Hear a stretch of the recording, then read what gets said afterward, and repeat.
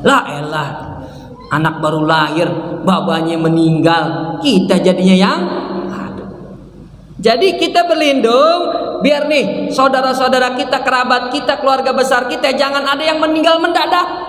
Bukan kitanya yang meninggal. Nah, perhatikan baik-baik. Walaupun bunyi hadisnya tadi berlindung dari kematian yang mendadak, tapi bukan buat untuk siapa nih? Bukan buat kita, buat siapa? Nih, orang yang kita sayangin, anak kita.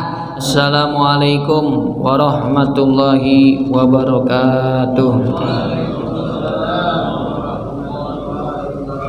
Bismillahi walhamdulillah wassalatu wassalamu ala rasulillah Sayyidina wa syafi'ina wa maulana Muhammadin ibni Abdillah wa ala alihi wa ashabihi wa man tabi'ahu dahu wa wala. La haula wa la quwwata illa billah. Thumma amma ba'du, faqad qala Allah ta'ala fi kitabihil karim wa huwa asdaqul qailin illal ladzina tabu wa aslahu wa bayyanu fa ulaika atubu alaihim wa anat tawwabur rahim. Innal ladzina kafaru wa matu wa hum kuffarun ulaika alaihim laknatullahi wal malaikati wan nasi ajmain ila akhiri ayah. Sadaqallahul azim wa qala Rasulullah alaihi afdhalus shalah wa tamut taslim khairukum man ta'allamal Qur'an wa 'allamah. Sebaik-baik kalian adalah yang mempelajari Al-Qur'an dan yang mengajarkannya. Mudah-mudahan kita termasuk dalam hadis ini. Amin ya rabbal alamin. Sama-sama kita hormati dan kita cintai karena Allah para orang tua, para sesepuh, para tokoh masyarakat, para pimpinan majelis taklim masjid musola, wabil khusus orang tua kita Al-Mukarram Bapak Haji Sa'ali. Mudah-mudahan kita doakan panjang sehat, panjang umur dalam ketaatan. Amin ya rabbal alamin. Juga seluruh pengurus DKM Masjid Jami Al-Mujahidin yang dirahmati Allah Subhanahu wa taala. Yang pertama, tentu kita bersyukur kepada Allah Subhanahu wa taala malam hari ini yang hadir di majelis ilmu Masjid Al-Mujahidin tanpa terkecuali di dalam masjid ikut taklim semuanya dapat pahala haji dan umroh. Amin ya rabbal. Dalam satu hadis kata Rasulullah, man ghada ilal masjid, siapa yang berangkat dari mana aja menuju masjid rumah Allah Subhanahu wa taala, la yuridu illa ayyata'allama khaira, syaratnya kata Nabi dia datang ke masjid untuk menuntut ilmu agama, au yu'allimah, atau dia menyampaikan ilmu kepada orang lain. Nah, hanya syaratnya cuma dua. Kalau tidak ingin belajar atau menyampaikan ilmu, ya kana lahu ajrul haji wal umrah, maka kata Nabi di ujung hadis, maka orang tadi yang berangkat ke masjid untuk menuntut ilmu atau menyampaikan ilmu, pahalanya seperti pahala haji dan umroh. Alhamdulillah. Berarti saya ini hari yang ketiga, subuh di Tanah Baru, siang di Cipedak, malam di Al-Mujahidin. Berarti hari ini saya udah dapat pahala haji 3. Ya, alhamdulillah ya. Dan niatkan, inilah salah satu kebaikan Allah. Bayangin, Allah sangat baik kepada orang-orang yang dekat dengan dirinya. Kita datang ke majelis ilmu, datang ke masjid, pahalanya bukan hanya pahala majelis ilmu, tapi pahalanya dapat pahala haji dan bahkan orang-orang juga bakalan senang sama kita. Kalau kita dekat sama Allah, orang-orang akan tergerak hatinya untuk sayang juga sama kita.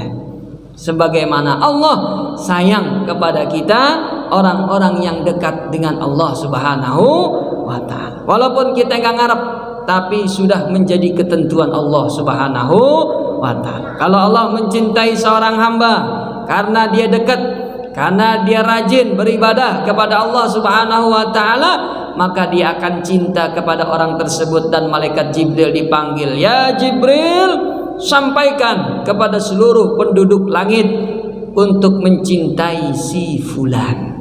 Lalu malaikat setelah mencintai si fulan, diperintahkan oleh malaikat Jibril sesuai dengan perintah Allah, sampaikan kepada penduduk bumi untuk mencintai si fulan bin fulan karena Allah mencintai orang tersebut.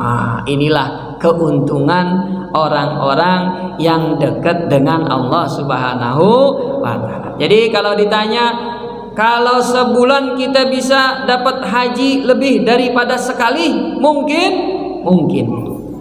Setahun bisa haji berkali-kali, bisa. Salah satunya hadir di majelis ilmu. Mudah-mudahan dengan hadis ini menjadi penyemangat bagi kita untuk memakmurkan masjid. Tapi ngadainnya di mana? Di masjid. Jangan ngadain di rumah. Ya, kalau di rumah nggak dapat keberkahan daripada hadis ini. Harus dilaksanakannya di masjid atau di musola. Ya, taklim, maka pahalanya adalah pahala haji dan umrah. Mudah-mudahan malam hari ini kita dapetin semua. Amin ya rabbal alamin. Yang kedua, tidak lupa kita berselawat dan salam buat Nabi kita Muhammad sallallahu alaihi wasallam, keluarga, sahabat serta pengikutnya yang setia hingga akhir zaman. Malam hari ini kita lanjutkan pembahasan tafsir Al-Quran. 2 pekan tafsir, 2 pekan fikih, 4 mazhab. Kemarin kita sudah membahas nasib orang-orang yang menutupi kebenaran hingga akhirnya Allah melaknat orang tersebut. Di lanjutan ayatnya malam hari ini Allah berpesan, illallazina tabu wa aslahu, kecuali mereka yang bertaubat kepada. Apa hubungannya ayat ini dengan ayat sebelumnya? Hubungannya erat. Karena ayat ini berbunyi kecuali orang-orang yang bertaubat Allah nggak akan melaknat mereka. Berarti ayat yang kemarin kita bahas itu hukuman di dunia. Laknat yang Allah berikan kepada mereka itu di dunia, bukan di akhirat. Jadi di dunia Allah melaknat mereka yang menutupi kebenaran. Makanya ayatnya berbunyi setelahnya, illallazina tabu, taubat baru diterima selama hidup di dunia. Kalau di akhirat udah nggak ada lagi taubat.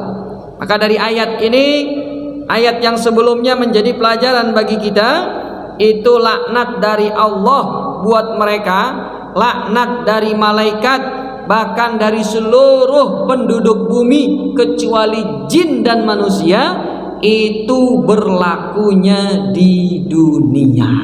Maka orang tadi jauh daripada kemudahan, orang tersebut jauh daripada hidup yang tenang.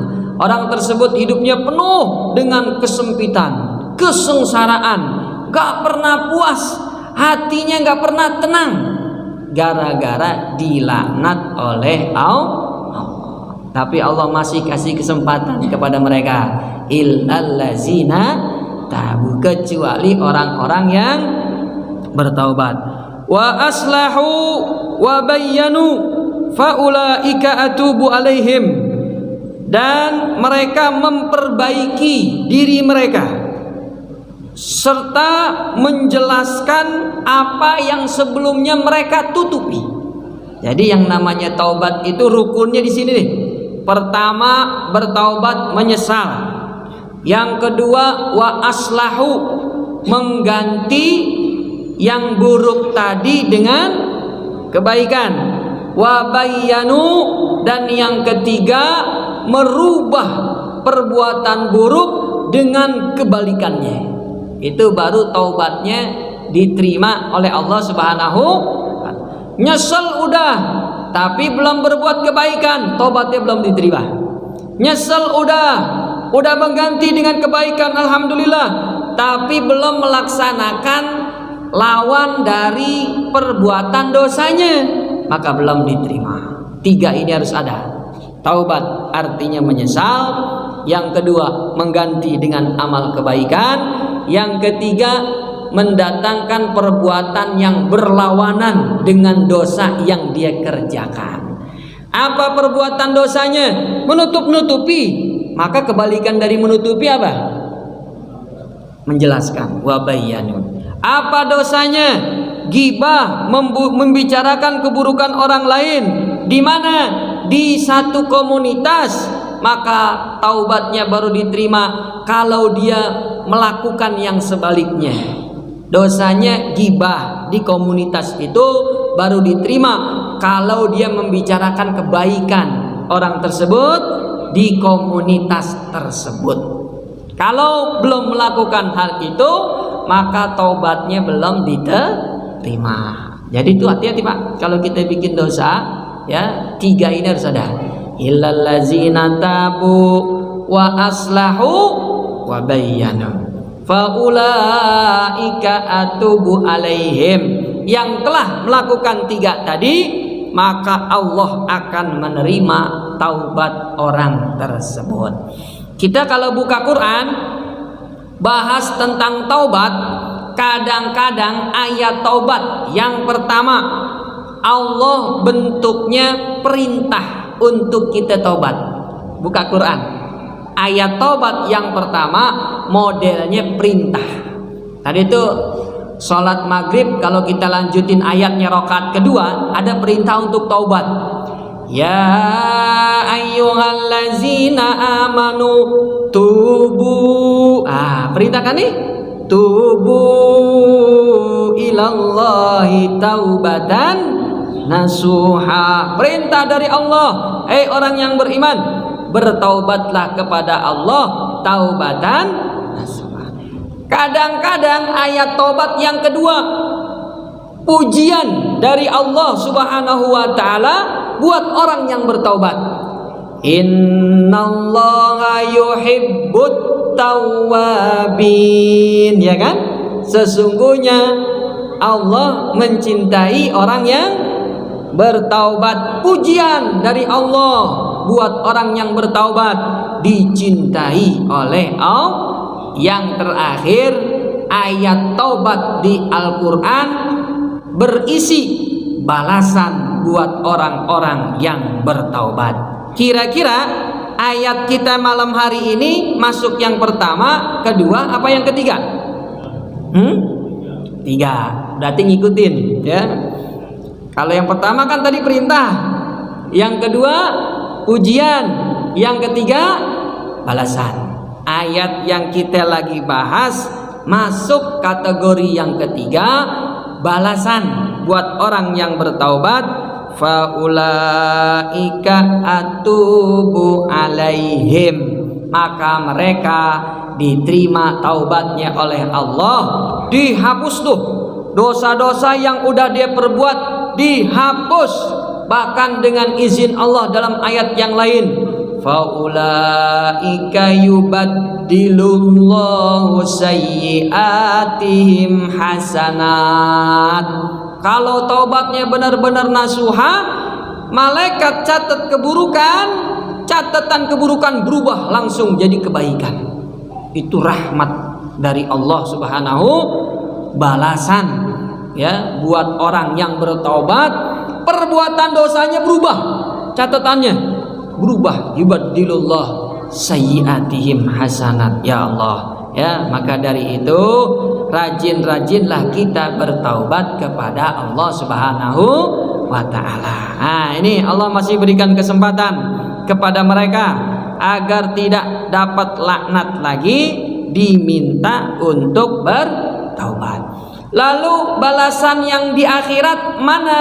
Ayat berikutnya. Nih ada ayat berikutnya nih. Kalau ayat yang pertama kemarin di dunia, yang kedua balasan buat yang bertobat, yang ketiga ini balasan buat mereka nanti di yaumil kiamat. Udah nggak ada lagi cara menghindar dari yang ketiga ini, karena orang tersebut sudah kembali kepada Allah. Belum sempat tobat, belum sempat mengganti, maka balasannya kata Allah, innal ladzina kafaru wa matu wa hum kuffar. Sesungguhnya orang-orang yang ingkar kepada Allah, wa matu, dan mereka mati dalam keadaan kufar, dalam keadaan tidak beriman.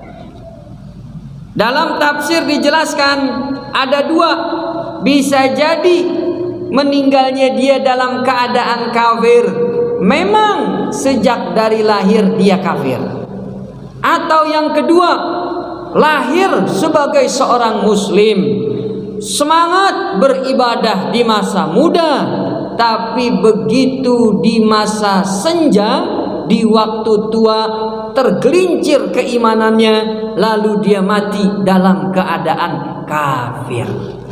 Dua-dua ini masuk dalam kategori ayat yang sedang ada di hadapan kita.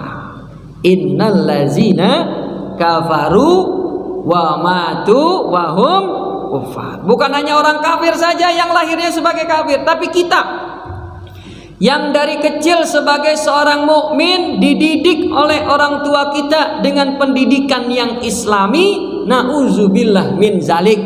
Kalau melakukan satu dosa yang menyebabkan iman kita hilang, maka masuk dalam kategori ini. Kita akan kekal di neraka untuk selama-lamanya. Pak, iblis itu salahnya cuma satu, kebaikannya banyak, tapi karena kesalahannya itu berhubungan dengan perintah Allah yang sangat utama, jadi kafir gitu. Jangan sampai dosa kita modelnya kayak dosa iblis. Apa tuh model dosanya iblis? Dosanya iblis itu menentang ketentuan Allah. Iblis, sujud kamu sama Adam. Dia menolak bukan karena malas, dia menolak karena beranggapan perintah Allah ini salah, perintah Allah ini tidak tepat.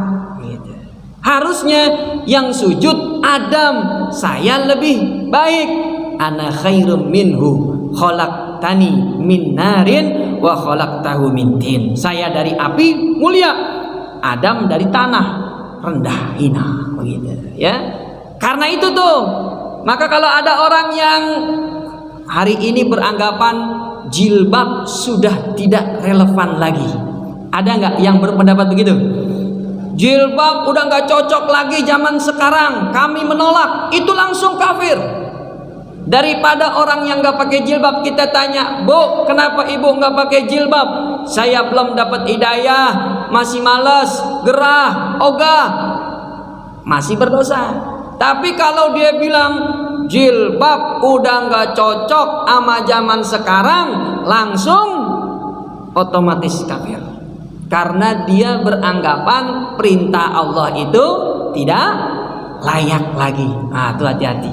Makanya Nabi ajarin satu doa, jangan sampai iman kita tergelincir, terutama di akhir zaman, yang kata Nabi, pagi beriman sore jadi kafir, atau sore beriman pagi jadi kafir. Doanya ada di Sahih Muslim. Ini doanya berbunyi, Allahumma inni a'udzubika min zawali ni'matik wa min tahawuli afiatik wa min fujaati nikmatik wa min jami'i sukhtik. Nah, ada 4 keburukan yang Nabi berlindung kepada Allah. Udah pernah baca belum doa ini, Pak? Belum pernah? Dengar udah pernah juga? Belum juga. Kalau belum pada baca, maka kita baca nih sekarang ya. Saya mohon izin baca, yang lain ikutin, agar kita terhindar dari orang-orang yang tergelincir keimanannya. dan terhindar dari meninggal secara mendadak, begitu ya. Bismillahirrahmanirrahim. Allahumma inni a'udzubika min zawali ni'matik wa tahawuli afiyatik wa min fujaati niqmatik wa min jami'i sukhtik. Amin ya rabbal. Bagus nih Pak doanya. Doanya diawali dengan lafaz Allahumma. Artinya apa Allahumma? Ya Allah. Kaidah bahasa Arab, kalau huruf ya di depan hilang, maka di akhir kalimat diganti mim belakangnya. Tadinya ya Allah, ya-nya dihapus, maka diganti di belakang jadi huruf mim. Itu kaidah dalam bahasa Arab. Aslinya ya Allah, hilang ya di depan, jadi Allahumma gitu. Jadi kalau kita belajar bahasa Arab, belajar nahu itu begitu tuh i'rabnya. Allahumma itu aslinya ya Allah. Inni a'udzubika, aku berlindung kepadamu ya Allah. Karena lafaznya ini, maka kita wajib ajarin anak-anak kita, ajarin istri kita, ajarin keluarga kita agar mereka semua hafal doa ini.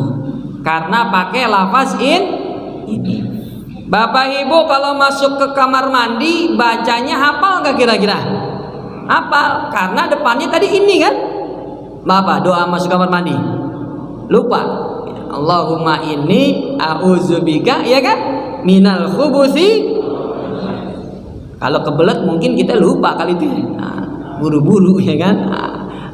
Allahumma inni a'udzubika, Allah kami mohon perlindungan kepadamu. Nabi pengen kasih tahu sama kita, kalau nyari perlindungan jangan nyari dari makhluk, jangan dari benda-benda, tapi kalau nyari perlindungan carilah dari Allah yang maha segala-galanya. Karena kalau manusia melindungi kita, manusia ada lemahnya. Kalau kita minta perlindungan pada penguasa, penguasa ada batasnya. Tapi kalau kita berlindung kepada zat yang maha segala-galanya, zat yang gak pernah tidur bahkan ngantuk, maka kita akan selamat dunia dan akhirat. Nabi ajar ini akidah tauhid yang kuat. Jadikanlah Allah sebagai pelindung. Allahumma inni a'udzubika. Yang pertama, min zawali ni'matik, berlindung kepada Allah dari hilangnya nikmat iman dalam hati. Jangan sampai iman kita luntur atau lenyap atau nggak diakui oleh Allah Subhanahu wa Ta'ala gara-gara ucapan, gara-gara keyakinan, atau gara-gara pergaulan yang salah. Nah, ini kita berlindung jangan sampai iman kita rusak. Ada sih doa yang lain kita hafal, ya muqallibal qulub, ada kan? Sabbit qalbi ala dinik, ya Allah yang membolak-balikan, kuatkan hati kuatkan iman dalam hati kami. Tapi cuman isinya itu doang. Kalau doa yang ini nih 4 lengkap. Yang pertama, biar iman diberikan kekuatan, jangan sampai hilang. Yang kedua, wa min tahawuli afiyatik. Kalau yang pertama nikmat yang zohir, kalau yang kedua kita minta nikmat, kalau yang pertama nikmat yang batin, keimanan, kalau yang kedua kita minta diberikan nikmat zohir. Jangan sampai berubah kesehatan diganti dengan penyakit. Tapi penyakit yang dimaksud dalam doa ini penyakit yang menghalangi kita untuk beribadah. Oh, ada orang sakit, Pak, ya, tapi dia tetap sholat 5 waktu. Itu bukan penyakit yang kita berlindung dari doa ini. Yang kita berlindung dikasih penyakit, kita nggak bisa lagi ke masjid. Makanya Nabi Ayub alaihissalam baru berdoa, ya Allah, angkat penyakit saya ini karena dia mulai menghalangi saya untuk beribadah. Gitu. Nah, kalau sakit kita masih ke masjid, sholat nggak bisa diri, pakai kursi duduk, itu penyakit yang mendatangkan keberkahan, penyakit yang bisa menggugurkan dosa, penyakit yang bisa meninggikan derajat dia di yaumil qiyamah. Jangan sampai penyakit yang Allah datangin kita jadi jauh dari Allah. Nah, nih kita berlindung yang kedua nih. Jadi niatin penyakitnya itu yang menghalangi kita untuk beribadah. Jadi kagak ngaji, jadi kagak ini, jadi kagak itu. Kenapa? Dikasih penyakit. Gitu. Harusnya yang namanya ibadah kan ada apa? Opsi-opsi lain. Sholat nggak bisa diri boleh, duduk kagak bisa, selalu ada jalannya. Sakit nggak apa-apa, duduk. Nah, itu penyakit yang mendatangkan keberkahan. Jangan sampai penyakit ini menghalangi kita daripada amal soleh yang biasa kita.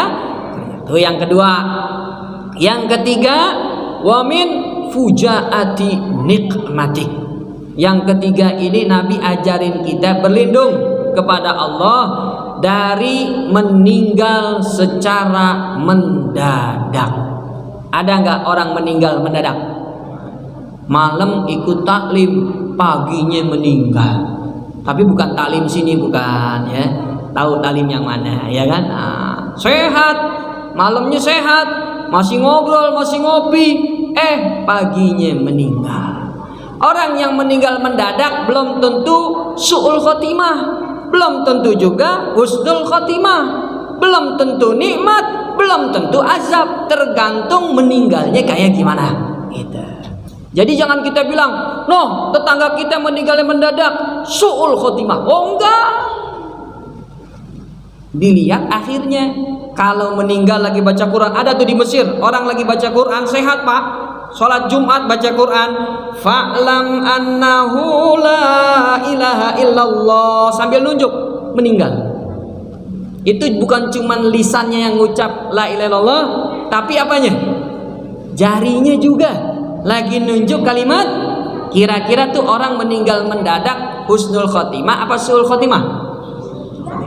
Ada juga orang lagi main gaplek, pas ngelempar kartu mati mendadak. Orang kalau ngelempar gaplek kira-kira nyebutnya zikir apa enggak? Subhanallah, aneh keluarin kartu as, nggak mungkin kan? Pasti keluarnya apa kalau kedung? Mati. Dia yang mati. Kalau ini husnul khotimah apa su'ul khotimah? Jadi meninggal mendadak itu yang Nabi berlindung dari hadis ini bukan kita, tapi kerabat kita nih yang ada di sekitar kita. Ya Allah, jangan sampai ada keluarga saya yang meninggal mendadak. Karena yang repot yang meninggal apa yang ditinggal? Yang ditinggal kita. Repot kita, kaget. La elah, anak baru lahir, babanya meninggal, kita jadinya yang. Jadi kita berlindung biar nih saudara-saudara kita, kerabat kita, keluarga besar kita jangan ada yang meninggal mendadak. Bukan kitanya yang meninggal. Nah, perhatikan baik-baik. Walaupun bunyi hadisnya tadi berlindung dari kematian yang mendadak, tapi bukan buat untuk siapa nih? Bukan buat kita, buat siapa? Nih, orang yang kita sayangin, anak kita, bapak kita, ibu kita gitu. Ya kalau dia mau meninggal ngasih kode dah begitu. Dipanggil kita sama bapak kita, 3 hari aku mimpi nak ketemu almarhumah ibu kamu. Wah, ini tanda nih kalau begini, ya kan? Nah, bentar lagi ya kan? Tapi jangan kita kasih tahu, wah ini kode bapak mau meninggal, langsung meninggal dia nanti. Dengan begitu kita dengar orang tua kita, maka kita mulai persiapkan. Ya dah Pak, banyak-banyak istighfar, banyak-banyak bertaubat. Mimpi baik diceritain, mimpi buruk datangnya dari setan. Kita nggak bilang mimpi itu buruk tuh, kan kita nggak bilang, kita cuma bilang mimpi baik datangnya dari Allah, mimpi buruk datangnya dari. Kita nggak bilang Baba mimpinya buruk, enggak. Kita bilang mimpi buruk dari setan. Udah, Baba mendingan banyak-banyak istighfar gitu. Ada apa mukodimahnya gitu. Jadi kita nggak kaget gitu. Yaitu yang ketiga, yang terakhir, wamin jami'i sukhtik. Yang terakhir kita berlindung kepada Allah, jangan sampai Allah murka karena dosa kita. Ini ada hubungannya dengan ayat ini nih. Jadi kita minta kalau kita berbuat dosa, Allah izinin kita taubat dulu sebelum Orang yang menutupi kebenaran, ya, ketika ditanya dia kagak jawab, padahal dia tahu. Bukan hanya urusan agama, kata para ulama tafsir, urusan dunia juga begitu. Ini kita tahu nih bahwa kebaikan dengan kita melakukan ini, orang lain tanya ke kita nggak kasih tahu, nah itu kita kena laknat gitu. Karena sesungguhnya al hikmatu dhalatul mu'minin. Hikmah itu, ilmu apapun itu adalah mahkota yang hilang milik orang beriman. Jadi kalau kita tahu sesuatu, orang tanya ke kita, wajib kita sampaikan. Kalau enggak, maka kita berdosa. Apapun ilmu yang kita punya, sekalipun itu ilmu umum, kalau orang tanya kita wajib kasih tahu. Ya. Orang nanya kita enggak, malah kadang-kadang kita enggak tahu, kita kasih tahu juga. Ini enggak boleh juga. Jalan Pak, saya mau tanya, warung sila di mana ya? Sono. Padahal warung silanya di mana? Sono. Itu juga enggak boleh, gitu ya. Menutupi kalau nggak tahu bilang aja saya kagak tahu, orang baru di sini. Kadang-kadang orang suka egois, nggak mau jadi rendah, dia bilang kagak ditunjuk aja sono terus belok kiri, nanti tanya lagi orang, nanti kalau ketemu belokan ya iya emang kagak bener, suruh tanya lagi emang orang, ya kan? Besok pertemuan berikutnya saya fotokopi, kita bagiin ya. Maka Allah ingin sampaikan ke kita, jangan mencela-mencele sama orang kafir, jangan baik-baik sama orang kafir, jangan tolong-menolong sama orang kafir dalam urusan agama. Kalau dunia boleh, dalam urusan agama lakum dinukum, makanya nggak pakai bismillah, langsung barok. Logikanya berarti bukan 30 juz dong, kalau misalnya ada sambungannya 9 juz berarti ya. 30 juz kan, 1 juz itu kan 10 lembar, bukan hitungan surat ya. Suratnya tetap 114, hanya saja bismillahnya 113 karena nggak ada gitu. Ya wallahu a'lam bishawab. Demikian dari saya, mohon maaf. Assalamualaikum warahmatullahi wabarakatuh.